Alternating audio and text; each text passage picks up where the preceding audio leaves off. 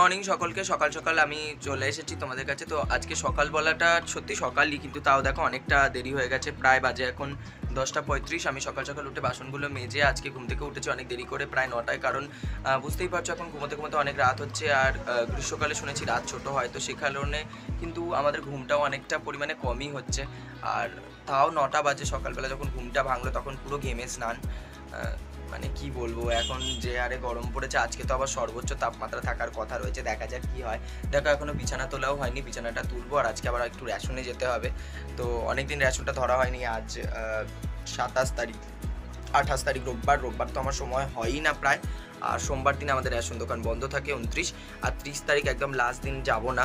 তো আজকেই যাওয়া যাক। তো চলো দেখা যাক, আজকে যাবো রেশন দোকানে, গিয়ে ওখানে কি হলো সেটা তোমাদেরকে দেখাবো। এখনও ব্রেকফাস্টও করা হয়নি, ব্রাশ করা হয়নি। তো আগে বিছানাটা গোছাবো, তারপরে ব্রাশ করবো, তারপরে কিছু ব্রেকফাস্ট করি, দেখি কি খাওয়া যায়। ঘরে দই আছে, খই আছে, তো দই খই চিনি দিয়ে অল্প করে মেখে খেয়ে নিই। চলো খেয়ে দিয়ে নিয়ে তারপরে যাবো হচ্ছে রেশন দোকানে। তো তোমরা পুরো ব্লগটা দেখতে থাকো।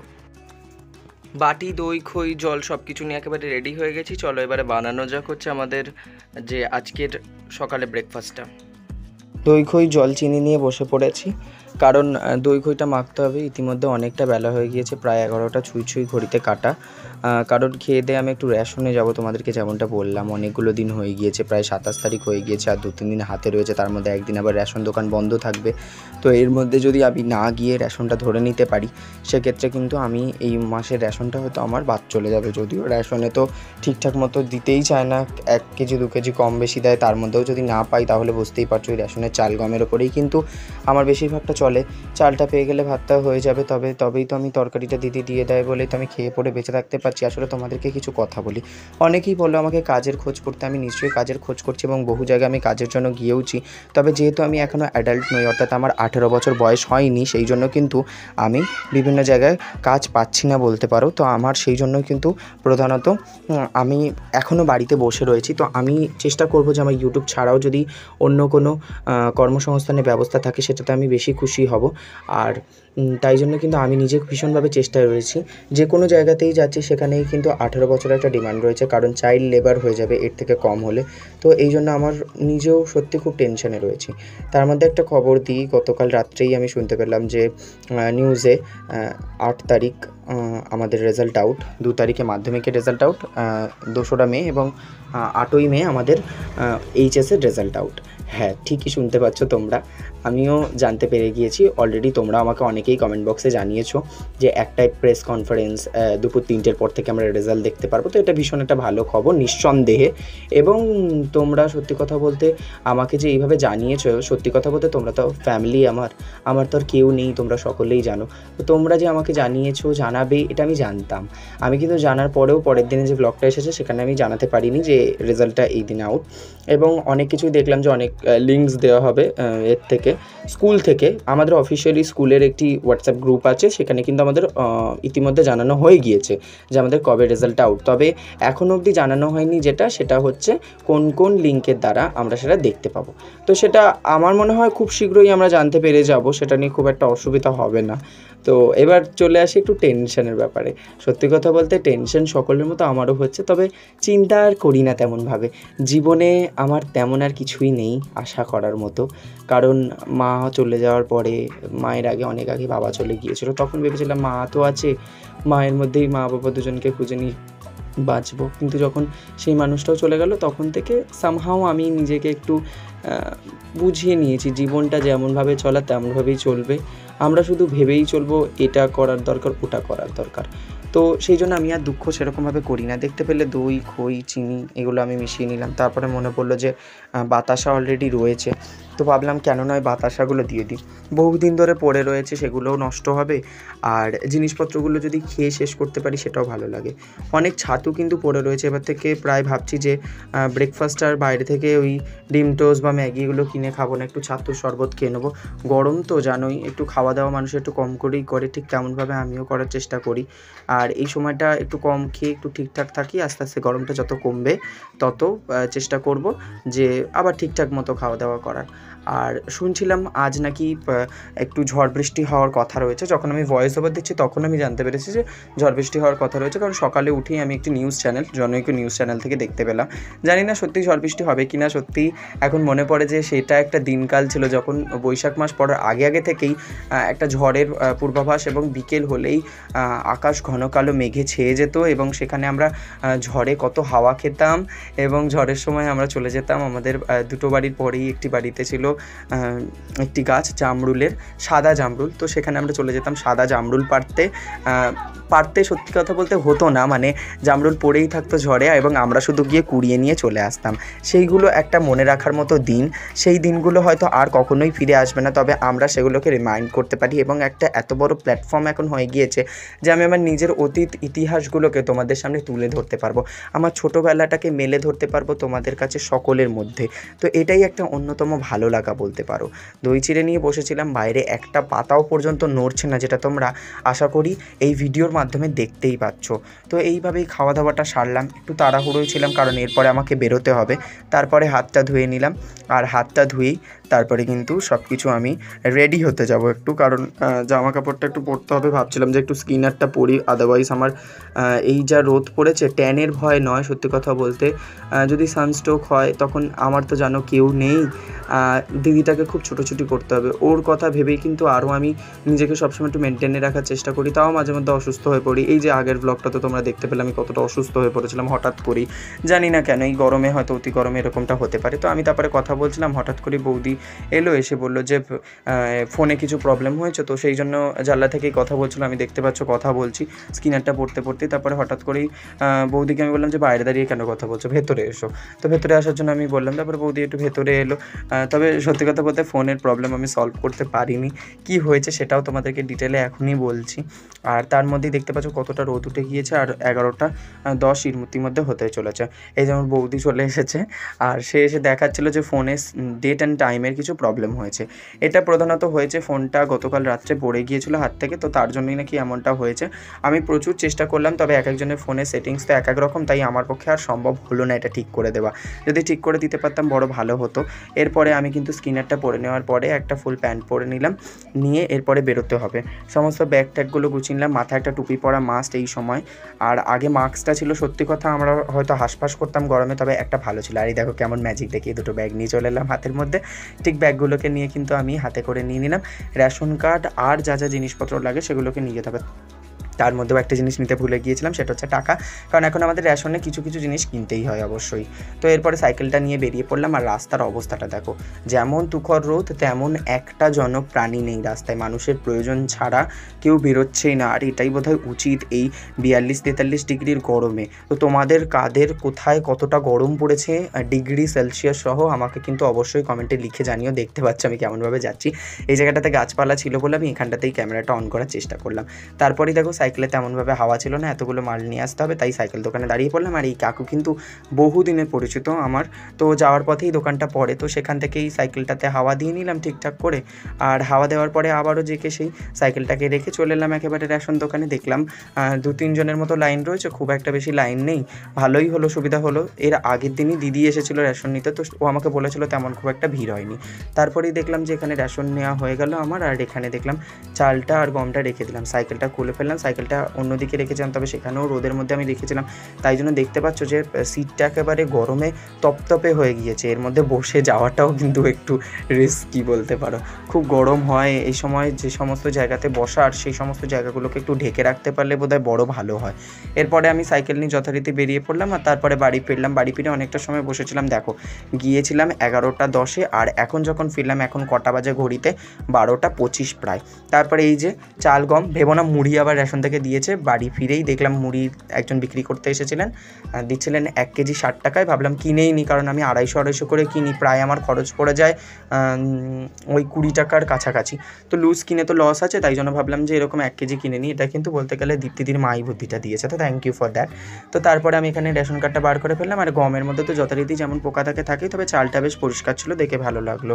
চালটাই প্রধানত ইউজ হয়, আর গমটা তেমনভাবে এখন আর খাওয়াই হচ্ছে না। এই হচ্ছে মুড়ি, তোমাদেরকে যেমনটা বললাম মুড়িটাও কেনা কেনা হয়েছে, তবে ওটাকেও আর কৌটোতে ঢালা হয়নি। একটা আমাদের ট্যাঙ্কি বা বলতে পারো একটা বড় বালতি রয়েছে, তার মধ্যে আমাদের মুড়ি ছাতু, বিস্কুট, ম্যাগি, কেক আর যা যা শুকনো খাবার হতে পারে সেগুলোকে কিন্তু আমি ভরে রেখে দিই, এই যে সমস্ত জিনিসপত্র। আর এই দেখো এদিকে তারপরে আমি ব্যাগ নিয়ে বেরিয়ে পড়েছি, কারণ দিদি এসেছে।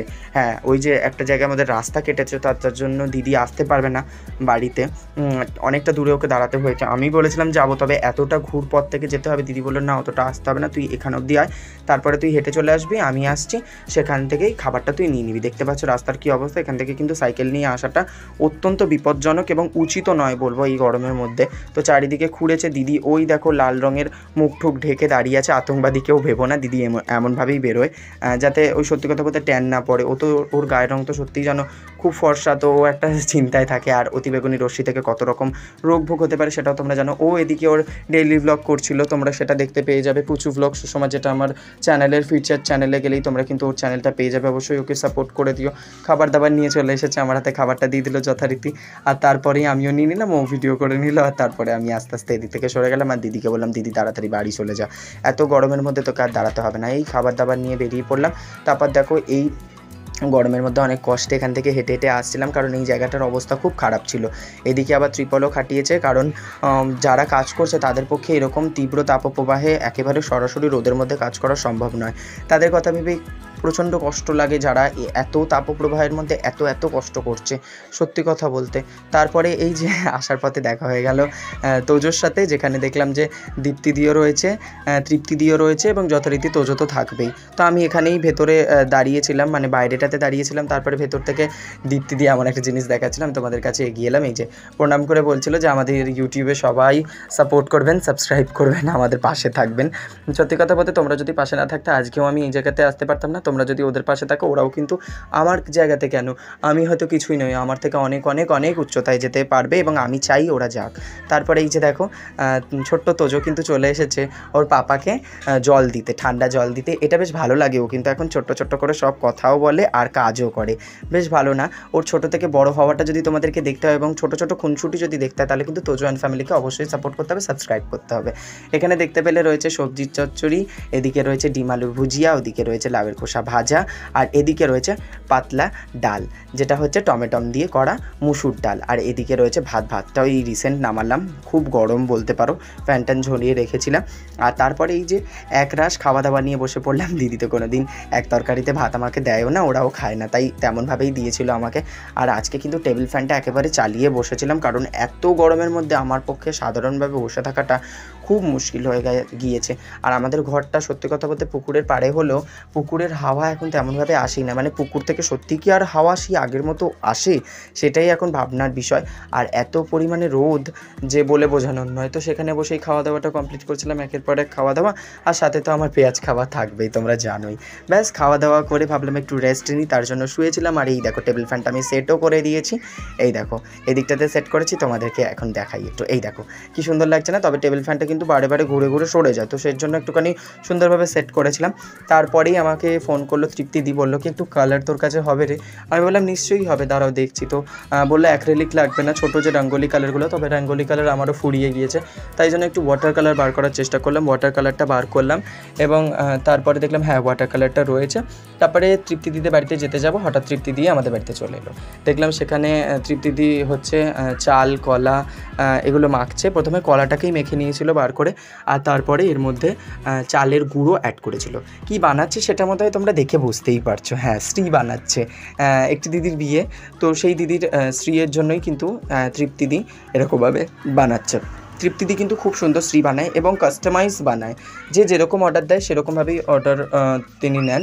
তোমরা যদি কেউ বানাতে চাও অবশ্যই এই ভিডিওর কমেন্ট বক্সে আমাকে কিন্তু লিখে জানিও, তাহলে আমি তৃপ্তিদিকে জিজ্ঞেস করব যে তৃপ্তিদি নিজের কন্ট্যাক্ট ডিটেলস কীভাবে দিতে চায়, এবং তাহলে কিন্তু তোমরা তৃপ্তিদির কাছ থেকে অবশ্যই তোমাদের স্পেশাল ডের জন্য এরকম সুন্দর সুন্দর শ্রী নিতে পারো নিজেদের কাস্টমাইজ অনুযায়ী। এখানে কিন্তু তৃপ্তিদি বানিয়েছিল একটি পান পাতা এবং তার উপরে একটি গাছ কৌটো।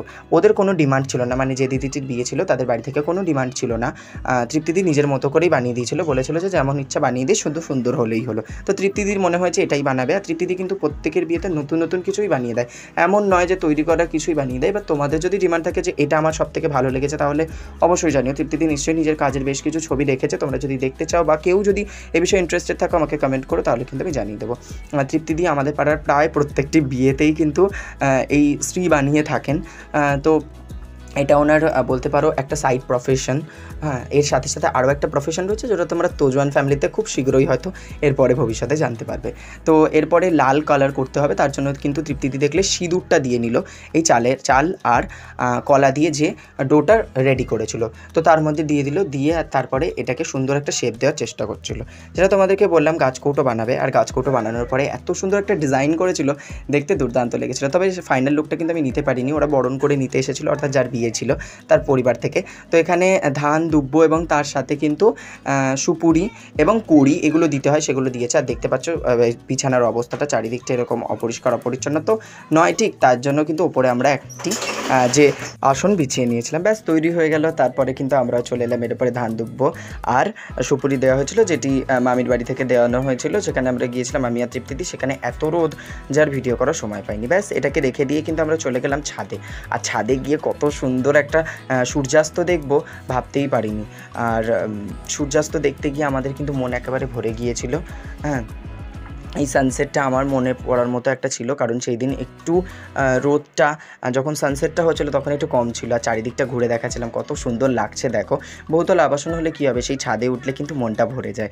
আমি এই ছাদে এসেছি, এখানে এসে নাচের ভিডিও করেছি, তোমরা নিশ্চয়ই ইতিমধ্যে দেখে ফেলেছো, প্রচুর ভালোবাসা দিয়েছো। তোমাদের এই ভালোবাসার জন্য আরও অনেক ভিডিও আমি নিশ্চয়ই পোস্ট করব, তো দেখতে থাকো এইভাবেই।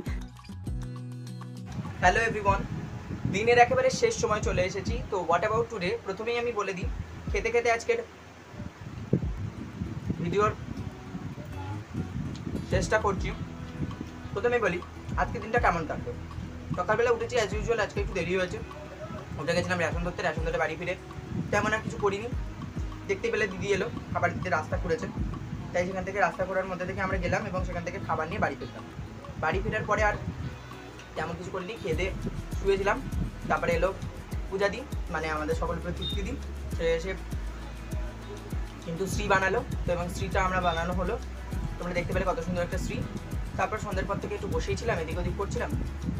আর তারপরে এই খেয়ে দিয়ে ঘুম। আজকের দিনটা একেবারে নর্মাল, কালকে আবার সানডে। তো আগামীকাল কিন্তু আজকে মানে অনেকটাই হেক্টিক শিডিউল। সকাল সকাল আমাদের আবার ক্লাসে যেতে হবে, আবার রাস্তা করেছে দেখতে পেলে, অন্য একটা রাস্তা দিয়ে ঘুরে যেতে হবে, তো সময়টা অনেকটা লাগবে। তো আজকের ভিডিও ছিল এইটুকুই, আমি এই যে খেতে থাকি আর তোমরা এখনই সাবস্ক্রাইব করে দাও। লেটস আড্ডা উইথ চলে, টাটা,